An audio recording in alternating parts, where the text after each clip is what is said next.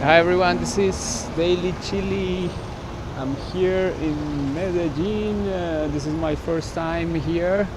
I'm close to the stadium. Actually, I'm staying here in a Airbnb, so I'm very close to the stadium. So this is the metro entrance, and the name of the stadium is Atanasio Girardot. Actually, yesterday was a lot of people here in a football match, Nacional versus a team from Paraguay.